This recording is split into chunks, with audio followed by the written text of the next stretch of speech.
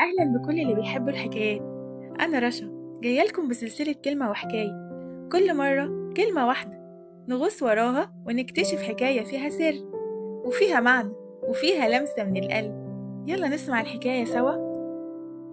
كلمتنا النهاردة هي الذكريات، حاجات صغيرة بنحتفظ بيها بس جواها عمر كامل.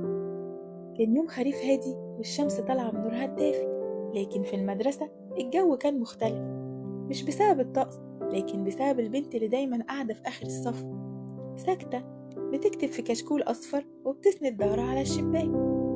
اسمها هدى، شنطتها بنية قديمة مش موضة خالص، ومعلقة فيها ميدالية وردة متبهدلة شوية، لكنها كانت ماسكاها بحنية غريبة، كأنها بتشيل فيها أكتر من كتب وكراسات.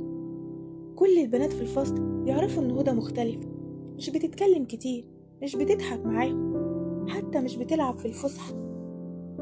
بس في واحدة اسمها لميس كانت دايما تسخر منها: يا بنتي غيري شنطتك دي، انتي بتدخلي المدرسة ولا رايحة السوق؟ والبنات يضحكوا حتى لو ما كانوش يقصدوا أذية، بس الضحك ساعات بيبقى زي السكين بيجرح من غير ما نلاحظ. هدى كانت تبتسم ابتسامة باهتة وتقول: عادي، كل واحد ليه ذوق. وفي يوم المدرسة نظمت نشاط اسمه صندوق الأسرار، كل واحد يكتب حاجة شخصية، سر أو موقف، ويحطه في الصندوق الخشبي الكبير في نص الفصل. مفيش أسماء، مفيش أحكام.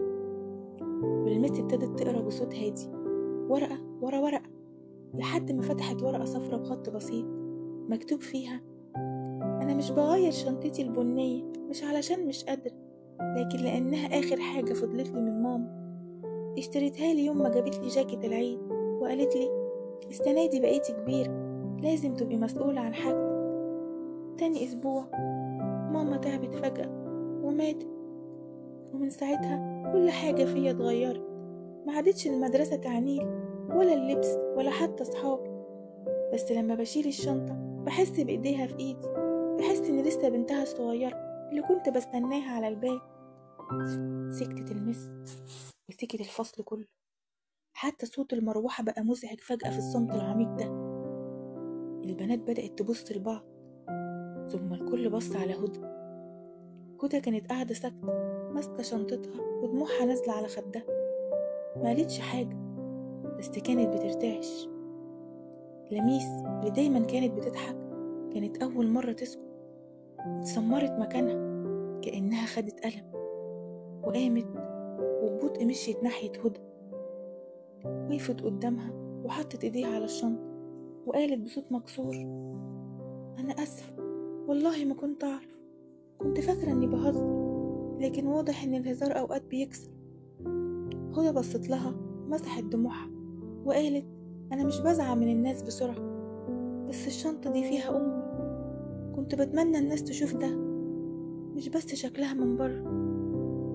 الميس قربت منهم وقالت جملة فضلنا فاكرينها طول السنة: كل واحد فيكم شايل شنطة، مش شرط تكون على ظهره، ساعات بتكون في قلبه.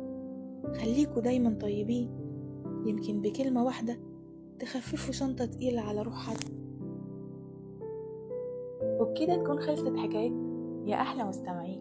لو عجبتكم الحكاية شاركوها مع اللي بتحبوها، واعملوا لايك واشتراك وفعلوا زر الجرس علشان توصل لكم كل حكاياتنا. استنوني في حكاية وكلمة جديدة، لحد ما ارجع لكم خدوا بالكم من نفسكم. مع السلامة.